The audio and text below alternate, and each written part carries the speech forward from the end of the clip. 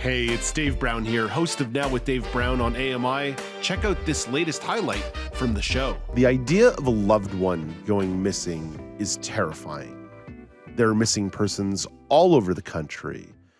It can be easy to get an Amber Alert on your phone and just swipe it away, but for families, friends, and communities, it's a completely different story. Jennie Bovard is here to highlight a missing person story out of Nova Scotia. Hey, good morning, Jennie. Good morning, Dave. Jennie, let's start here. Who is Devon Marsmanon? Devon Marsmanon is 17 years old, and he's been missing since the week of February 21st, 2022. And I was hoping just to take this time to spread the word and Devon's description. And so Devon Sinclair Marsmanon was last seen 10 months ago in Spryfield, Nova Scotia, which is a community here in the city of Halifax. But Devon could be anywhere within Canada or elsewhere. I'm going to give you his description here.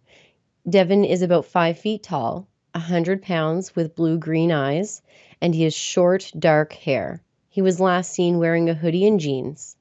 And if you know anything at all that might lead to finding Devon or understanding what happened, I urge you, do not hesitate to reach out because, again, Devon could be anywhere and you just never know what could be an important tip. There's $150,000 being offered for information that leads to an arrest and conviction of those responsible for Devon's disappearance. To reach out, you can call the Major Unsolved Crimes Program at 1-800-710-9090. Again, that number is 1-888-710-9090. If you wish to remain anonymous, you can contact Crime Stoppers at 1-800-222-8477. Jennie, I imagine it's been a difficult 10 months for everyone involved. What are police saying about the case? Initially, police did not consider Devon's disappearance suspicious, despite his family being absolutely certain that he would not up and leave on his own. I chatted with Devon's mom, Teresa, this week, and she said Devon was the type of kid who was constantly texting back and forth throughout the day. They were in constant communication when he was not at home, right up until the time that he disappeared and stopped responding. She also said that Devon is the kind of kid, a teenager at that would interrupt her while she was working or doing something at home just to say, I love you. And I just thought that was a big way to describe Devon because I don't know many teenagers like that, and I was not like that. But coming back to the case, it took 8 months for Devon's disappearance to be deemed suspicious by law enforcement. And just earlier this month, the case was added to that Major Unsolved Crimes Program, offering $150,000. Publicly and to the family, police have shared very few details about the investigation, about what's going on. However, the details and circumstances and people surrounding Devon's disappearance are known to family. There are details known by the family and the community, and it's without a doubt a suspicious disappearance. How is the family hoping for community assistance in this time? Well, the family and the community, there's been a lot of really great participation and support from the community. They've done everything you can possibly fathom to try and bring Devon home, including personally searching the woods in Nova Scotia and outside of Nova Scotia. So how can we help? I think if you know something, say something. Let detectives determine what tips are important. Share Devon's story online. Say his name and tell his story to people that you know and people that you meet.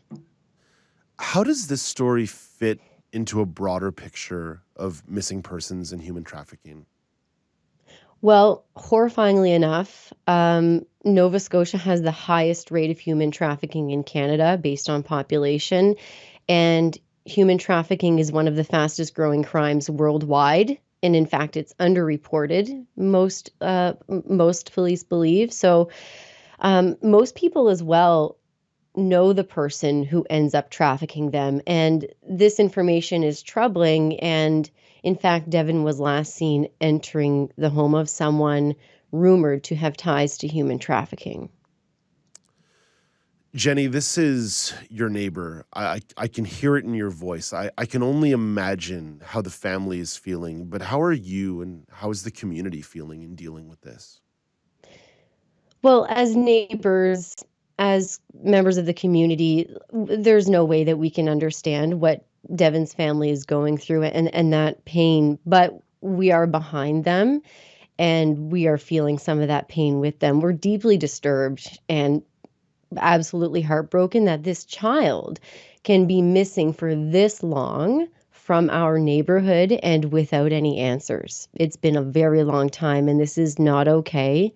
And Devon deserves to come home and appropriate justice as well. Jennie, one more reminder on the points of contact, how people can assist the family and assist in the search for Devon at this time. Again, if you would like to share online, it's easy to find information about Devon. It's Devon Marsman, DEVON Marsman. And if you can think of anything at all, if you hear something or see something, don't hesitate to contact the Major Unsolved Crimes Program at 1-888-710-9090. That number is not anonymous, but Crime Stoppers is anonymous, and you can phone them at 1-800-222-8477. And Jennie, one more reminder, because you did a really nice job when we put the picture of Devon up before, but can you give the description of Devon one more time for us as well? Absolutely. So Devon is described as about 5 feet tall. He's 100 pounds with blue-green eyes and dark hair, short dark hair. And he was last seen wearing a hoodie and jeans. And our senior producer, Enrique Delanarol, also thinks that we should mention that he is Afro-Nova Scotian as well, just in case people were curious about the race on this as well, just as something to flag for folks as part of the description. Thank you for adding that. I did forget to mention that. Thank you, Dave. Jennie, we oftentimes have a lot of fun when we're chatting together, but thank you for bringing this really serious and really important story to the program. We're appreciative and grateful. I'm really grateful that you let me help spread Devon's story. So thank you very much. That's Jennie Bovard, the host of the Low Vision Moments podcast. Do you want to dive into more conversations like this? Watch Now with Dave Brown weekdays at 9 a.m. Eastern on AMI.TV or download the podcasts wherever you listen.